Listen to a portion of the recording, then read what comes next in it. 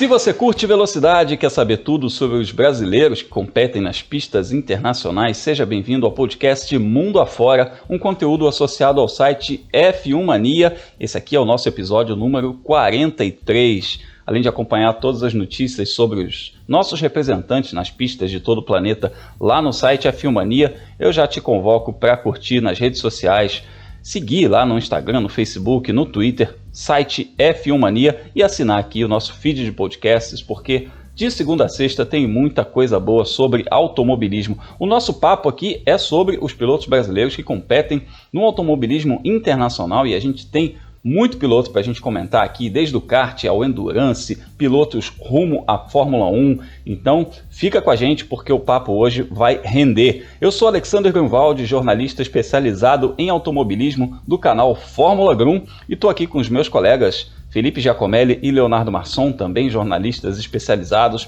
para falar sobre essas novidades dos brasileiros mundo afora. E nesse episódio 43 a gente vai falar sobre a molecada rumo à Fórmula 1. A gente teve novidade do Emo Fittipaldi, o filho mais novo do Emerson Fittipaldi, o Dudu Barrichello fazendo teste. Tem muita gente boa vindo por aí. Felipe Giacomelli, uma semana aí para a gente esperar bastante coisa, porque afinal vai começar inclusive a Fórmula 2, a divisão de acesso da Fórmula 1. Grum, finalmente chegou a hora, né? Tipo, os pilotos estrangeiros falam Race Week, né? Que é a semana de corrida, e a gente chegou no momento de ver a Fórmula 2 sair do papel e ir, né, a temporada 2021, sair do papel e ir para a pista. A gente vai acompanhar o Felipe Drogovic na luta pelo título, a gente vai acompanhar a estreia do Petekoff e vamos ver o que vai acontecer com o Guilherme Samaia nesse ano. E falando nisso, além deles, a gente está cheio de brasileiros com sobrenomes famosos, né? Vai ter Fittipaldi, vai ter Barrichello. Bom, falta só a gente falar um pouquinho do Bruno Senna no futuro e também, não sei, do Pedro Piquet, de repente? É isso, tem esses aí, tem quem já passou, tem quem não conseguiu chegar, mas tem bastante sobrenome famoso por aí também, inclusive da galera que tá rumo à Fórmula 1.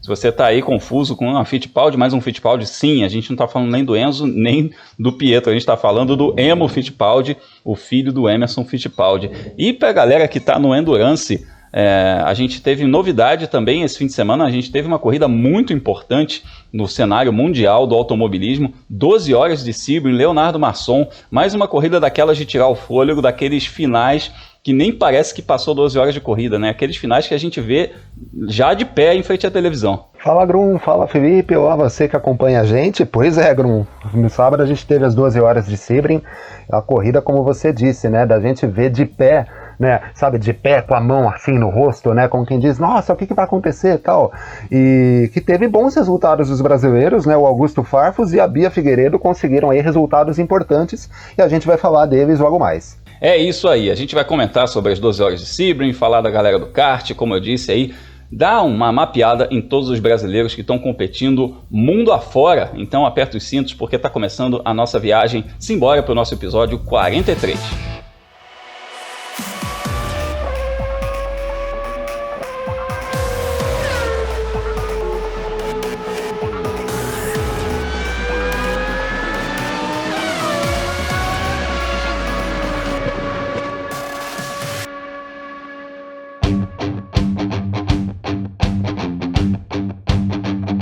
A nossa viagem começa na Europa porque a gente vai falar dos brasileiros que estão rumo à Fórmula 1.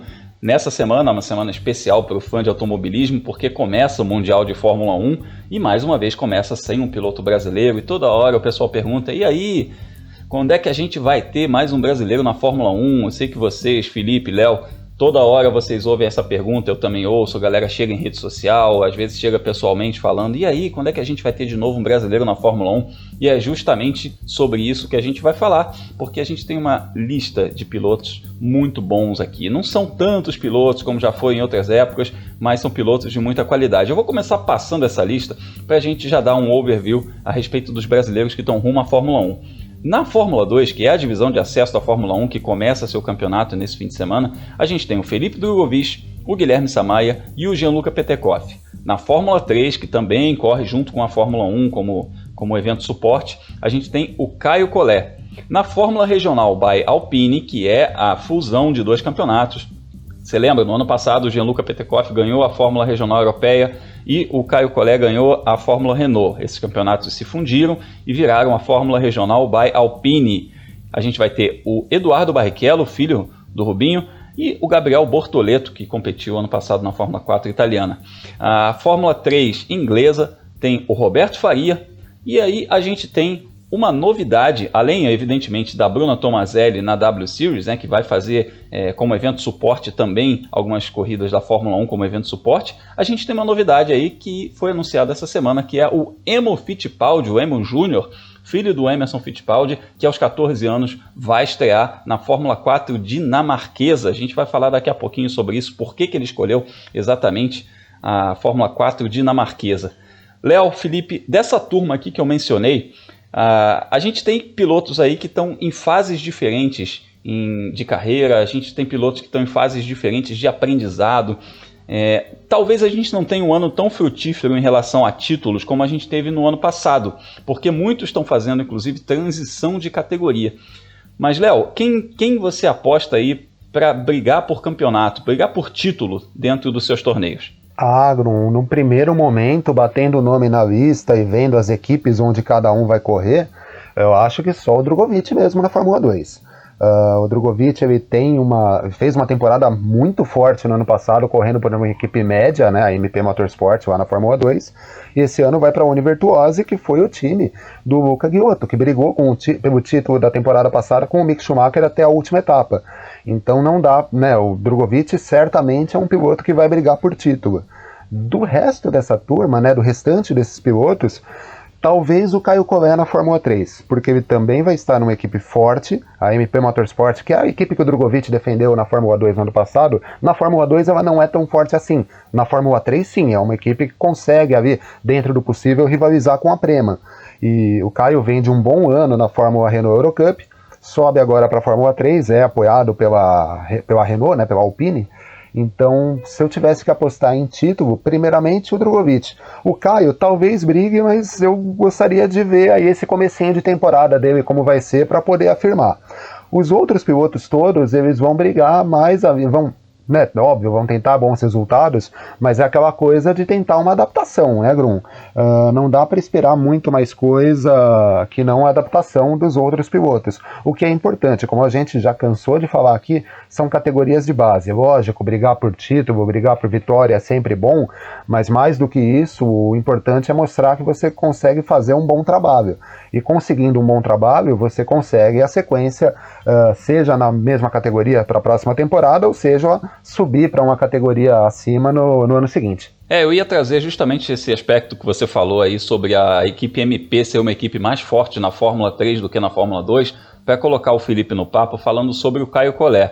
Felipe, o Caio vem de temporadas muito boas, né? A estreia dele no automobilismo foi na Fórmula 4 francesa, em que ele foi campeão, depois ele subiu para a Fórmula Renault, onde foi o melhor estreante, depois fez uma segunda temporada na Fórmula Renault brigando pelo título, e ele circunstancialmente foi o vice-campeão, a gente pode dizer isso, porque teve 2 abandonos ali que foram totalmente sem culpa, e acabou chegando ao fim, à última etapa, brigando pelo título, mas sem tanta condição, né?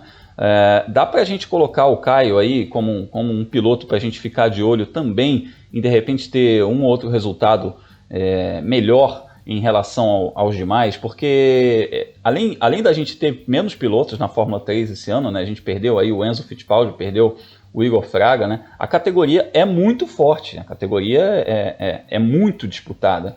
Então a gente sabe que o Caio vai encontrar um grid fortíssimo aí, por mais que ele seja um piloto de qualidade, que a equipe também tem uma certa estrutura, está muito longe de ser um campeonato fácil.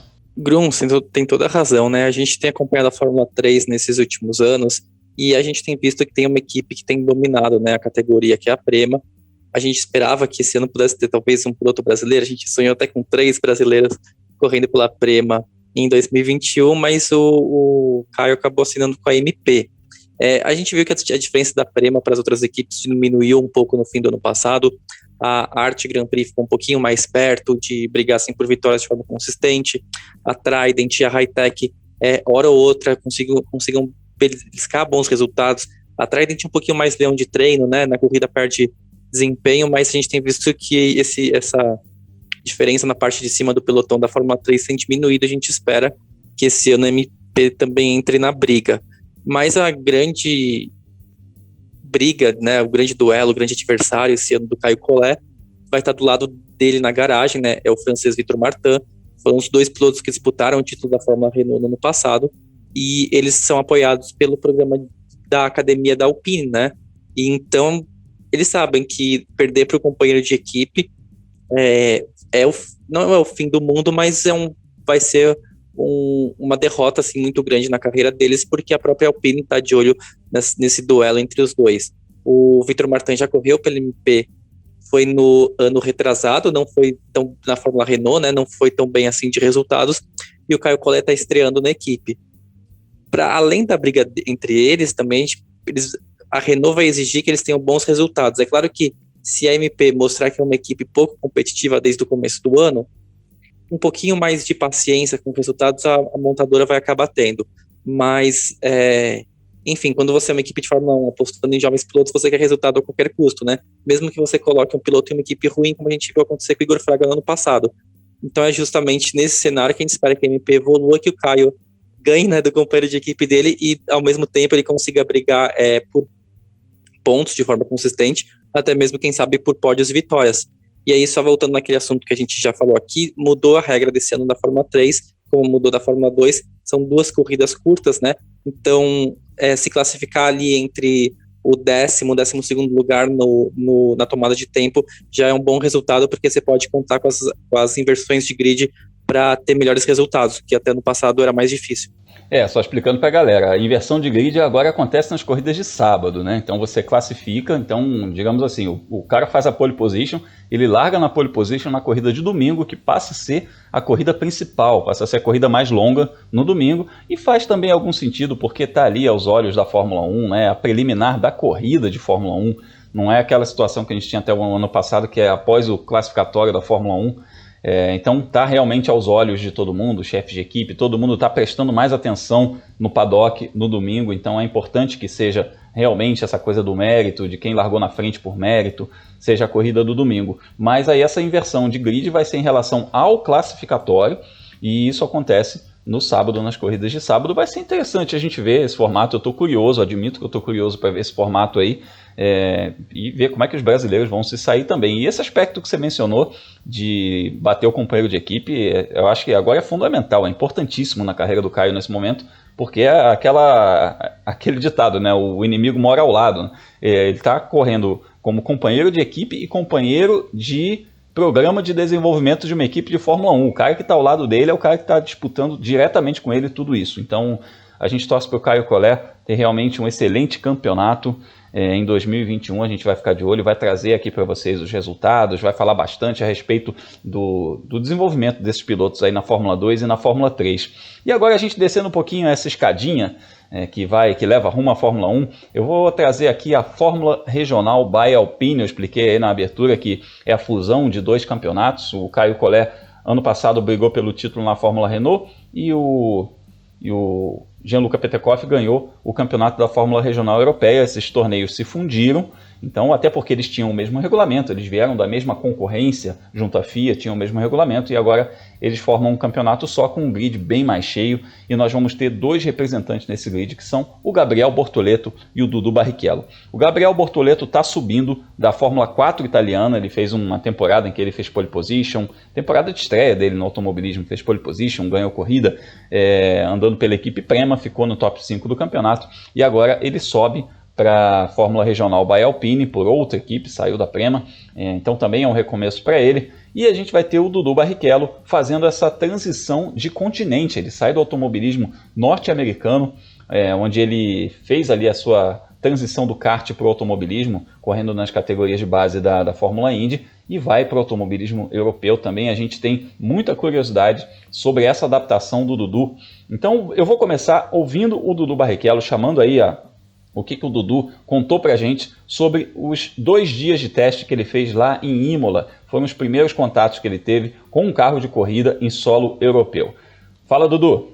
Fala, galera, acabamos de acabar aqui o 2º dia em Imola, o último dia de testes, então foi muito melhor que ontem, muito, eu comecei a entender muito mais o carro, A minha adaptação foi relativamente rápida, mas foi muito difícil também.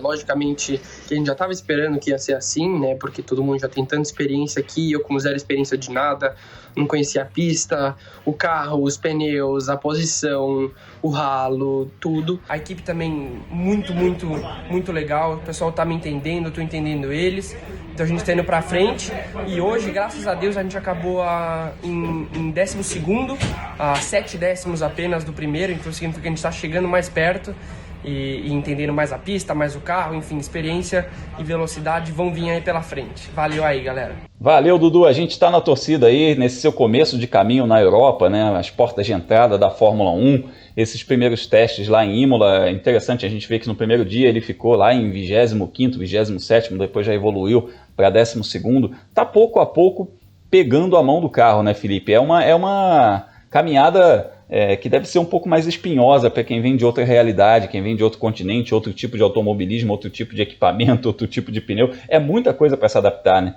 E Grum, coloca no meio de tudo isso que ele vai competir no grid mais difícil, mais acirrado de todas as categorias de base da Europa nesse ano, que é essa Fórmula Regional by Alpine. Tá cheio de piloto de academia de Fórmula 1, tem pilotos que são considerados fenômenos desde a época que eles estavam no kartismo, então é um grid muito difícil para o Dudu Barrichello e também para o Gabriel Bortoleto. Então a gente espera que esse ano de 2021 seja um pouquinho mais de adaptação para eles, em vez de brigar já de cara por pódios e por vitórias, né? A gente já falou aqui algumas vezes que a questão do Dudu Barrichello é que ele mora, né, nos Estados Unidos, então fazia todo sentido ele começar a carreira lá primeiro e depois ir para a Europa. É claro que o tempo que ele ficou nos Estados Unidos, né, foram 3 anos, uma hora ele vai ser cobrado, né, de adaptação dele aos circuitos europeus, né, ele chega agora um pouco mais verde que muitos dos adversários dele que estão correndo na Europa há 3, 4, alguns deles até 5 anos, nos mesmos carros, nas mesmas pistas, né, contra os mesmos pilotos, e agora ele vai ter essa questão de correr atrás. Mas ano passado, que foi a primeira vez, né, que o Dudu teve um carro competitivo e estava repetindo uma categoria, né, então ele pôde usar a experiência que ele acumulou em 2019 para disputar o título de 2020, ele andou muito bem, né, largou na pole, teve vitórias, o campeonato escapou, mas o desempenho dele foi muito bom, quando a gente analisa o grid como um todo, as outras equipes, então foi um desempenho muito positivo. A gente espera que agora, indo para a Europa, ele consiga fazer esse mesmo caminho, né? Se adaptar primeiro e depois mostrar do que ele é capaz. A adaptação ela é sempre complicada, mas eu tô vendo essa evolução, eu fiquei feliz aí. Vou te falar que eu fiquei feliz com essa evolução do Dudu em apenas 2 dias, o que ele já conseguiu tirar de tempo, o negócio de ficar a 7 décimos do piloto mais rápido, considerando todos esses fatores que você falou sobre equipe, diferença de equipamento, né, não conhecer pista, não conhecer equipamento, não conhecer pneu, a diferença de qualidade de uma equipe para outra, tudo isso conta, né? E é bom a gente ver que ele já está se adaptando rápido. E, Léo, a gente brincou no início do episódio sobre o lance dos sobrenomes também, mas eu acho também que óbvio, né? As pessoas vão olhar pro Dudu falando, filho do Rubinho, tem aquela coisa, um cara que foi muito bem sucedido na Fórmula 1, brigou por título mundial, ganhou corridas e tudo mais. Mas hoje em dia também não tem tanto essa coisa, né, do sobrenome. Virou meio que lugar comum. A gente ano passado na Fórmula 2 tinha 4 sobrenomes de pilotos que já tinham passado pela Fórmula 1. Tinha Schumacher, Alesi, Deletraz e Piquet.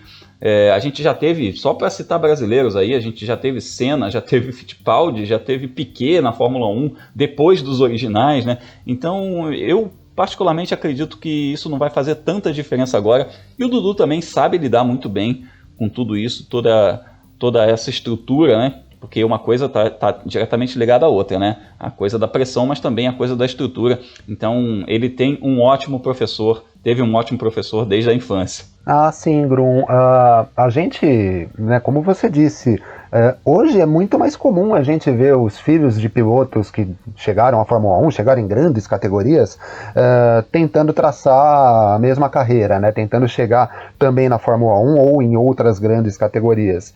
Então, lógico, a pressão do sobrenome Barrichello, ela existe. O público vai olhar para o nome dele e vai pensar, pô, mas será que ele vai chegar na Ferrari? Né? Será que ele vai brigar por título? Mas hoje os pilotos são muito mais bem preparados, como você disse, né? A gente tem a questão das academias de equipes de Fórmula 1, não é o caso do Dudu ainda, o Dudu ainda não é apoiado por nenhuma academia, mas os pilotos são muito mais treinados a resistirem a esse tipo de pressão, são mais habituados, eles testam mais, eles simplesmente evoluíram, né? Como tudo como tudo em qualquer área, os mais jovens hoje evoluem, e mesmo com um sobrenome famoso, eles acabam, né, conseguindo desligar um pouco desse tipo de pressão. A pressão que o Dudu vai ter é a pressão por resultado comum, pressão de bater os adversários, ainda mais num grid tão forte como o Felipe comentou. A gente bate o olho no grid da Fórmula Regional aqui e vê alguns nomes bem conhecidos, que a gente falou bastante deles no ano passado, como concorrentes do Caio Collet e do Petekoff, o Davi Vidalis, que teve na Fórmula Renault, vai correr, o Franco Colapinto, que teve na Fórmula Renault, vai disputar esse campeonato, enfim, o Gabriel Mini, que foi concorrente do Bortoleto lá na Fórmula 4 italiana, também está nesse grid. Então a pressão que ele tem é para correr contra esses caras, para conseguir bons resultados e, de repente, bater os companheiros de equipe. E isso independe dele se chamar Barrichello ou Silva, né? O tipo de pressão que qualquer piloto vai enfrentar. Então ele tem que se preocupar mesmo com essa adaptação. Foi bom ver essa evolução que ele teve de um dia para outro nos testes, mas a preocupação dele é para conseguir se adaptar ao carro, se adaptar às pistas e conseguir os bons resultados. O sobrenome eu acho que é um fator menor. O Léo, você falou do sobrenome Silva, mas aqui no Brasil esse sobrenome teve história. Teve um cara que corria não com esse sobrenome, mas estava no nome dele, chamava Ayrton. Ah, sim, mas é que aí ele usava outro nome, né? Não era necessariamente o Silva. Mas sim, é um Silva bem-sucedido, talvez o Silva mais bem-sucedido da história do automobilismo.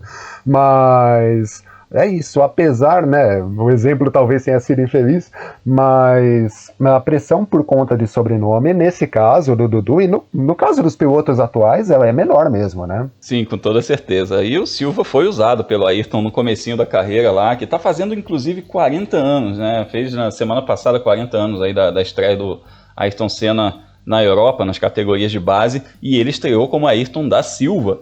E ganhou tanto numa certa pista inglesa lá que os britânicos apelidaram de Silverstone. Pois é. Então, histórias que a gente tem do automobilismo brasileiro, mundo afora já, de outros carnavais. E para falar nessa história do sobrenome, eu vou trazer mais uma jornada de alguém que carrega um sobrenome famoso que vai começar no automobilismo.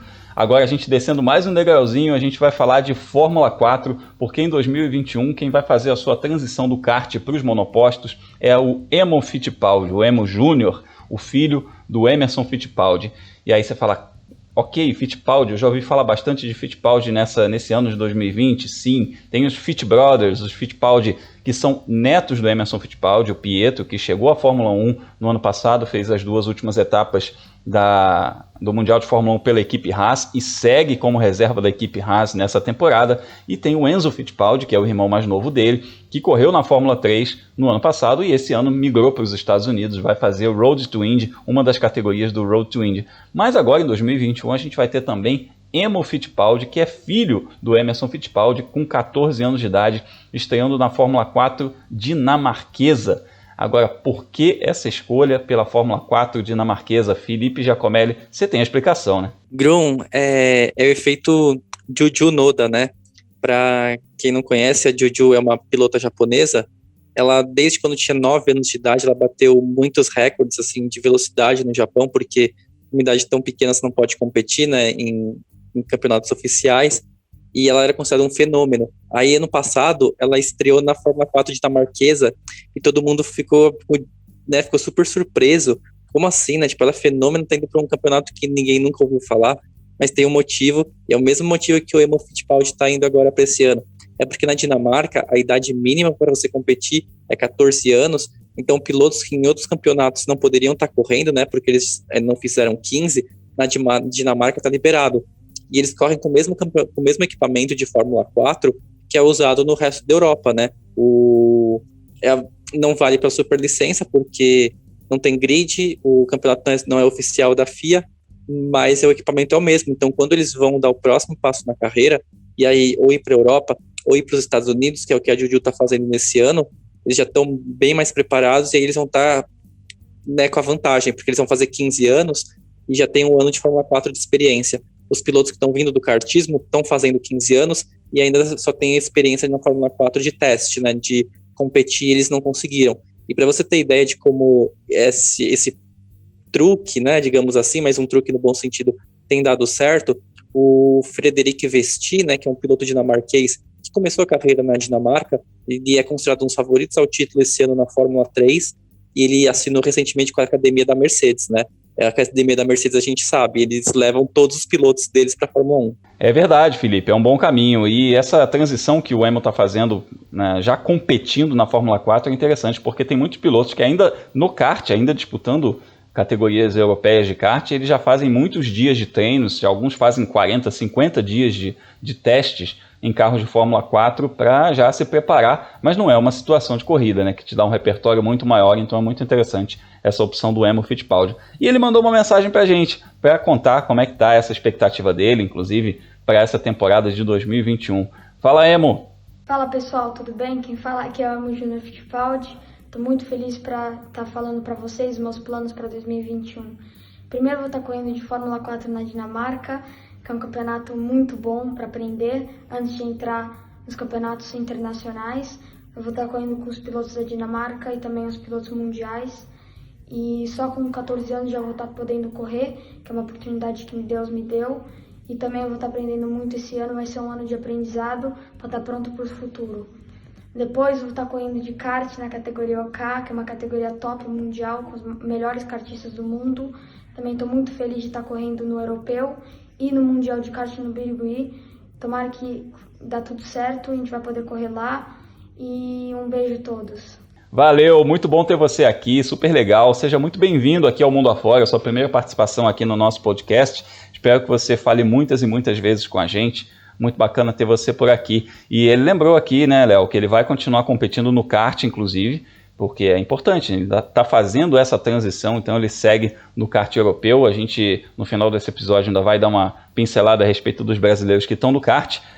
Mas a gente tem outros pilotos brasileiros aí que estão, para fechar essa turma aí que está rumo à Fórmula 1, eu vou mencionar aqui, dos pilotos dos quais a gente ainda não falou, a Fórmula 3 inglesa, britânica, no caso, a gente tem o Roberto Faria, que fez a Fórmula 4 britânica no ano passado, e a Bruna Tomazelli competindo na W Series. São pilotos também que estão numa fase de aprendizado, fase de adaptação. A Bruna vem do Road to Indy e vai enfrentar essa categoria, que é uma categoria de um grid 100% feminino. Já dá pra gente tirar alguma expectativa a respeito deles? Bom, vamos por partes, né? A Bruna, Grum, ela faz um caminho mais ou menos semelhante ao que a gente viu o Dudu fazer, né? Ela vem das categorias americanas, ela estava na USF 2000, a mesma categoria que o Dudu disputou no ano passado, e parte para a W Series.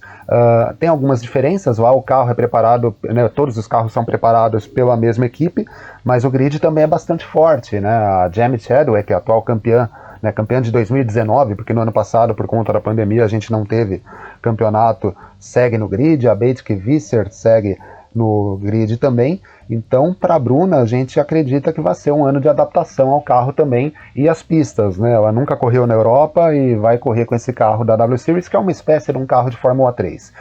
E quanto ao Roberto Faria, vai ser a segunda temporada dele na Fórmula 3 inglesa, a primeira completa, né? Ano passado ele começou a temporada na Fórmula 4 e depois migrou para a Fórmula 3. Teve até alguns bons resultados, a gente chegou a comentar dele aqui em edições passadas. E a expectativa é que ele consiga andar mais na frente. O Roberto fez nesse começo de ano as provas, né, o campeonato da Fórmula 3 asiática, correndo contra pilotos muito mais fortes que ele.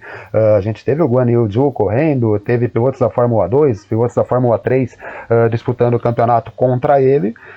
E se ele não conseguiu na pista bons resultados, até por conta do nível técnico do grid, com pilotos que já são muito mais experientes em relação a ele, mas já serviu para ele ter uma espécie de pré-temporada para o campeonato inglês lá da Fórmula 3, então a expectativa é que ele consiga andar um pouquinho mais na frente do que ele andou no ano passado. É verdade, a Fórmula 3 inglesa já foi muito conceituada, já foi um campeonato importantíssimo, já foi por muitos anos o mais importante campeonato de base no automobilismo europeu rumo à Fórmula 1, levava direto à Fórmula 1, inclusive, né, na época que a gente não teve Fórmula 2, ou então tinha lá a Fórmula 3000, muita gente pulava direto da Fórmula 3 para a Fórmula 1, o próprio Ayrton Senna fez isso, um grande exemplo. Então, hoje em dia a gente tem uma Fórmula 3 um pouco menos badalada do que já foi, mas não deixa de ser a Fórmula 3 inglesa. E você mencionou que o Roberto Faria fez aí a Fórmula 3 asiática no começo da temporada, mas também ali foi covardia, né? Tinha pilotos de Fórmula 2 correndo, o grid estava muito forte, então realmente a galera tá fazendo essa corrida pela superlicença, vale tudo, tá se inscrevendo em tudo que é lugar. E é importante para ele estar realmente se enturmando com essa galera da Fórmula 2. E falando em Fórmula 2, eu já trago aqui a informação que nesse fim de semana a gente tem a abertura da temporada com 3 pilotos brasileiros, Guilherme Samaia, Gianluca Petekoff e Felipe Drugovich, 3 representantes para a gente torcer. A gente vai ter transmissão aí dos canais do Grupo Bandeirantes, né? A Band Esportes vão transmitir, também você que assinou o aplicativo oficial da Fórmula 1, tem as corridas por lá para você acompanhar. E eu encerro esse bloco chamando o Felipe Drugovich, que conta pra gente a expectativa dele para essa abertura de temporada. Fala pessoal, aqui quem fala é o Felipe Drugovich. Agora nessa semana nós vamos ter a primeira etapa da Fórmula 2 em 2021. Estou muito animado para essa primeira etapa, acredito que possa ser muito bom para nós. Nós nos preparamos o melhor possível, tive ainda dias de simulador ainda nessa semana para tentar maximizar a nossa performance, aperfeiçoar o que faltava ainda. Então, acho que a gente está muito bem preparado e espero que a gente já comece o campeonato com o pé na frente. Valeu, um abração, conto com as ajudas de todos.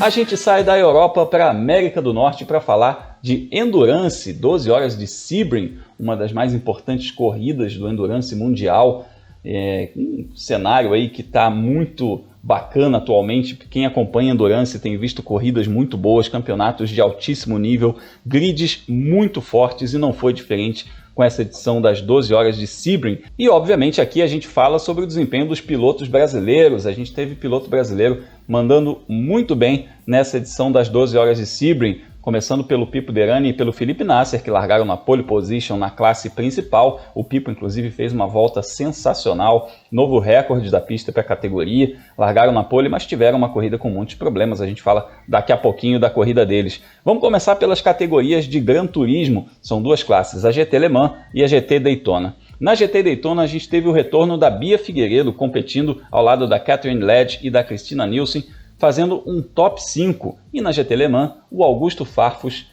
brigando pela vitória. A vitória passou perto, chegaram a disputar a vitória, mas no fim terminaram na 3ª posição. Ele que competiu na BMW com o John Edwards e o Jesse Krohn. Leonardo Masson, como a gente falou na abertura, mais uma corrida daquelas que a gente termina de pé, sem fôlego, e nem parece que era uma corrida de 12 horas. Rapaz, eu vou conferenciar para o pessoal aqui, na parte final da corrida, hora final, o Grum e eu, né, estávamos conversando por um aplicativo conhecido aí, né, através do nosso grupo de trabalho. O famoso WhatsApp.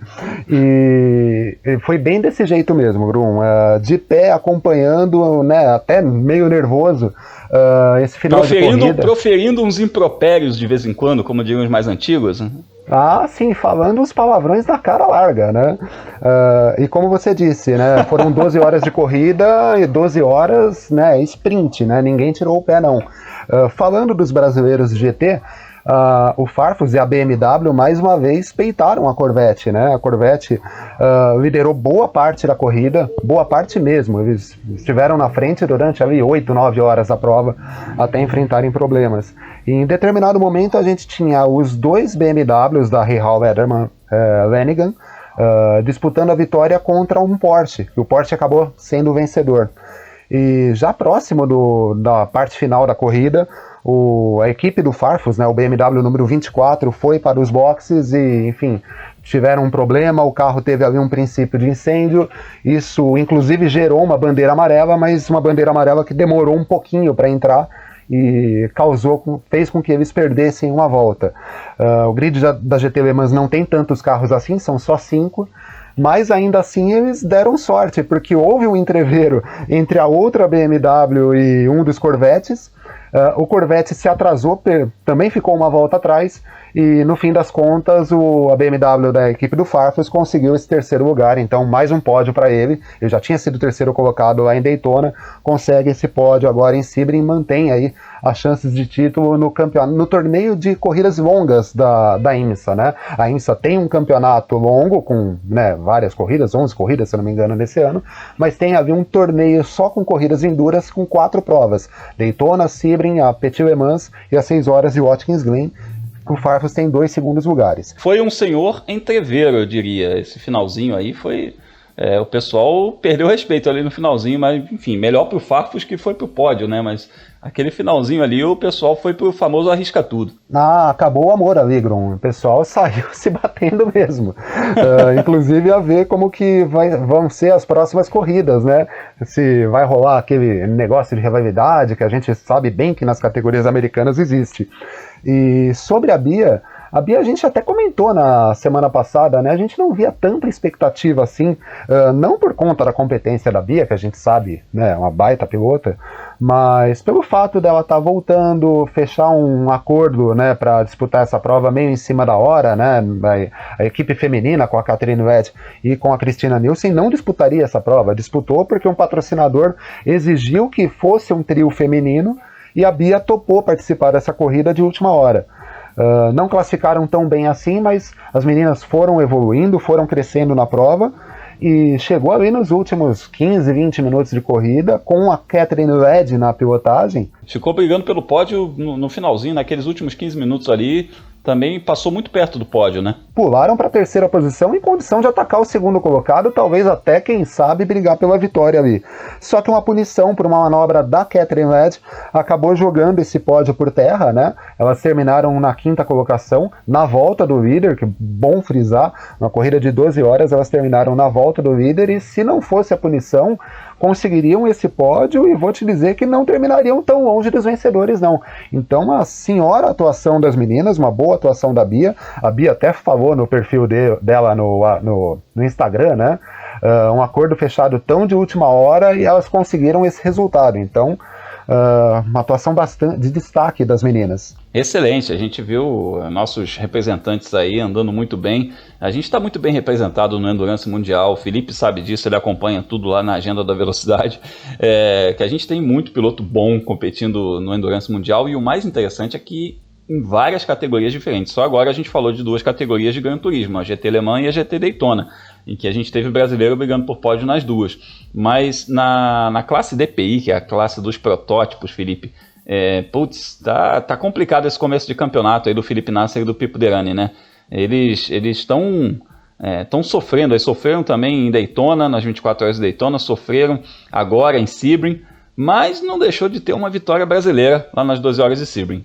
Grum, a gente lembrar no passado, né, o Elinho também começou mais devagar o ano, foram nas corridas realizadas ali no comecinho da temporada, ele abandonou em Daytona, depois em Sebring o resultado também não veio, e aí ele engatou uma sequência de vitórias, né, de segundo lugar, que acabou dando o título para ele.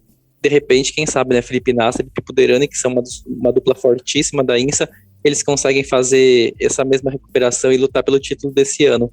O problema em Sebring, enfim, acho que não foi só um problema, né? A gente viu os brasileiros envolvidos em várias confusões ao longo da prova, mas teve um acidente ali, acho que na primeira hora de disputa, né? Pouquinho passado da primeira hora de disputa, que o Pipo Derani tenta fazer a ultrapassagem no Renger van der Zande, da Ganassi, e eles estão, porque tem muito retardatário ali bloqueando a pista, e aí o Renger van der Zande perde um pouquinho o ritmo, o Pipo tenta passar e eles se tocam, né? E é um acidente tipo de corrida, mas acabou danificando o Cadillac, eles perderam 3 voltas nisso, e aí qualquer chance de vitória foi embora. Depois o Felipe Nasser se envolveu em uma rodada, né? Acabou acertando o Cadillac da equipe JDC Miller, que a gente vai falar logo dela, e ainda teve um problema mecânico para fechar com chave de ouro, ironicamente falando, do desempenho em Sebring. Mas são ótimos pilotos brasileiros, a gente sabe que eles têm todas as condições de darem a volta por cima, e foi acidente de corrida mesmo. A gente fala que a agressividade do Pipo Derani foi o que levou ele a se tornar um dos grandes pilotos de endurance que tem, a ter 3 vitórias nas 12 horas de Sebring. Então a gente espera que ele continue tendo esse arrojo e brigando, né, por vitórias e por títulos, lembrando que ele também vai competir no WEC nesse ano, né, no Mundial de Endurance. O Pipo estava brigando aí para aumentar o número de vitórias dele, já venceu 3 vezes em Sebring, né, empatado aí com algumas lendas como o Mario Andretti, e buscando esse recorde, igualar esse recorde de 6, não foi nesse ano, mas vamos combinar que aquela pista está com muito bump, né? Tudo bem, é a tradição de ser uma prova mais raiz, tudo mais, mas já passou do tempo de recapear a Sebring, porque os carros estavam pulando demais, os protótipos principalmente, que são mais baixos, estavam sofrendo muito com isso, e num desses bumps aí, o Felipe Nasser acabou acertando ali o carro, que é o carro que venceu a prova, né? Pois é, Grum, surpresa resultado das 12 horas de Sebring, um carro privado, né? Um carro que não tem investimentos pesados de uma montadora por trás, o Cadillac da equipe JTC Miller, o trio francês, né? Sébastien Bourdais, Loïc Duval e Tristan Vautier terminaram com a primeira colocação. É um time todo francês, quase, né? Porque sabe quem que é o chefe de equipe? É um brasileiro que conhece muito da INSA, o Christian Fittipaldi, né? O Christian Fittipaldi antigamente era o chefe da equipe da Action Express, o time que hoje tem, né, o Pipo Derani e o Felipe Nasser, mas no ano passado ele acabou trocando de equipe, na verdade foi o patrocinador junto, então até o número do carro permaneceu o mesmo que eles tinham na época da Action Express, e agora já dando sinal de vitória, né? O que é muito legal a gente ver, porque é uma equipe que não tem os mesmos recursos que a Action Express tem, não tem os mesmos recursos que a Ganassi tem, mas conseguiu um ótimo resultado. E a gente olha para o trio também deles, é um trio fortíssimo, né? O Bourdais, que esse ano volta para a Indy, piloto super experiente, mega campeão da Champ Car, passagem por Fórmula 1, Loïc Duval também, piloto que já defendeu a Audi nas 24 horas de Le Mans, e o Tristan Vautier, que há alguns anos já está fazendo carreira nos Estados Unidos, né? Então, eles guiados pelo Christian deram super certo e aí a vitória veio. É isso aí, o Christian vitoriosíssimo também no Endurance, ganhou algumas vezes as 24 horas de Daytona, é um cara que andou de tudo também, andou de Fórmula 1, andou de Fórmula Indy, foi segundo colocado nas 500 milhas de Indianápolis, andou de NASCAR, nossa, um cara também que tem uma carreira incrível, é um cara que a gente tem que valorizar muito, parou de correr tem pouco tempo e agora é um vitorioso chefe de equipe, já tem aí 12 horas de Sebring para colocar no currículo como chefe de equipe. A gente está chegando aí no finalzinho do nosso episódio, então simbora para a nossa volta final.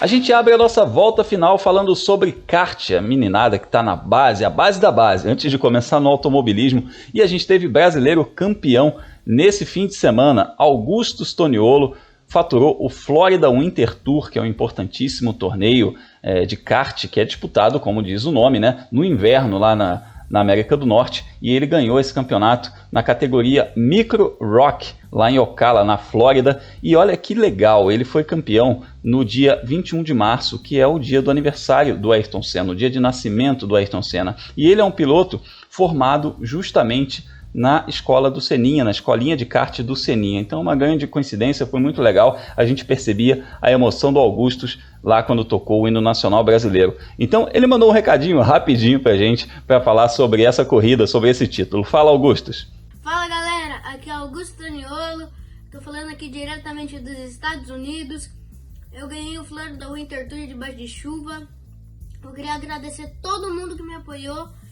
E foi um dos campeonatos mais importantes da minha carreira. Valeu!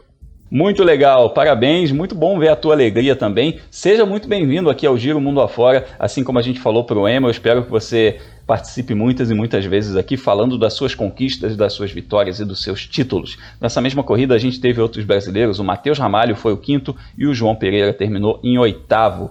Seguimos falando de kart, só que na Europa. O Rafael Câmara vai disputar mais uma etapa do WSK Masters, que é aquele campeonato europeu de kart, né? Nesse fim de semana tem a terceira etapa do europeu lá em Sarno, na Itália, e ele é atualmente o líder da classe OK.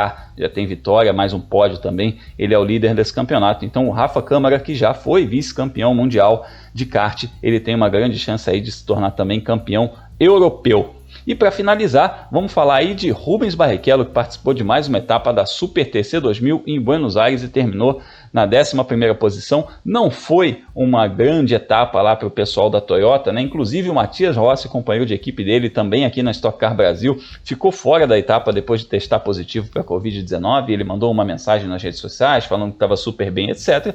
Mas evidentemente foi vetado para a etapa. Então a Toyota não andou tão bem, o Rubinho terminou apenas na 11ª posição. Essa que é a segunda temporada dele na Super TC 2000. Então, galera, bandeirada quadriculada chegando aí para esse episódio. Léo, onde a gente te encontra nas redes para a gente falar bastante sobre automobilismo? Agron, nas redes, só procurar ali por Leonardo Marçom no Facebook, no Instagram, no Twitter. A gente está conversando bastante lá sobre automobilismo, sobre outros esportes, sobre outros assuntos também.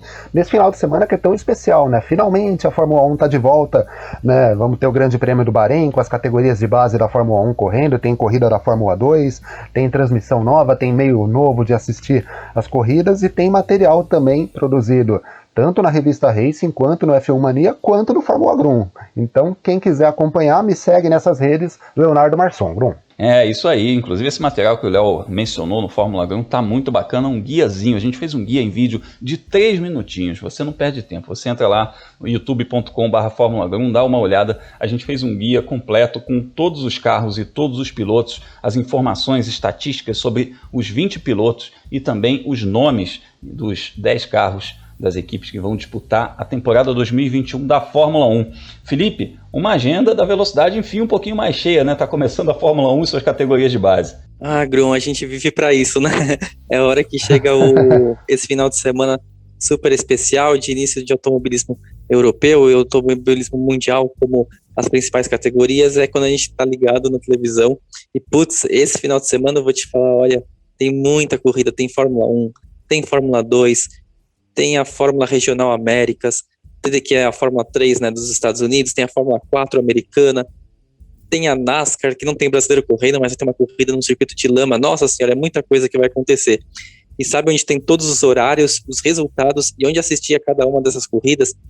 Na agenda da velocidade, que eu publico no meu site, né, o World of Motorsport, ou felipejacomelli.com.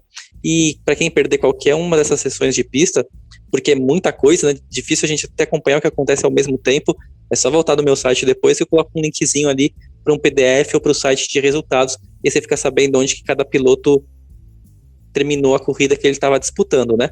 E para me seguir nas redes sociais, é só procurar por Felipe Giacomelli, ou no Instagram, ou no Twitter.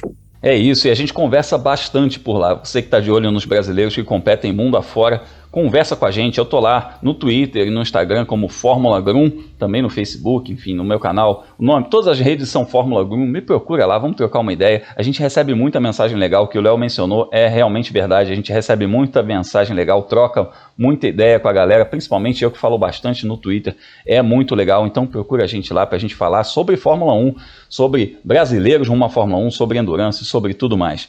Para fechar esse podcast, eu te convido a assinar o feed de podcasts aqui do site F1 Mania. Se você ainda não é inscrito, assina e ativa as notificações, porque de segunda a sexta a gente tem o F1 Mania em ponto com o Carlos Garcia e o Gabriel Gavinelli falando sobre todas as notícias do mundo da velocidade, e semanalmente também o Full Gas Podcast com o Gabo Carvalho e o Gabriel Lima falando sobre MotoGP, que também começa a sua temporada e a gente vai ficar de olho no que está acontecendo no Mundial de Moto Velocidade. E eu tô lá no canal Fórmula Grum, também trazendo várias informações a respeito do mundo da velocidade, os brasileiros que competem no automobilismo mundial, e fazendo aqui a apresentação desse podcast Mundo Afora, que você que está inscrito nesse feed confere toda semana. Um forte abraço para você que nos ouve e até o próximo episódio.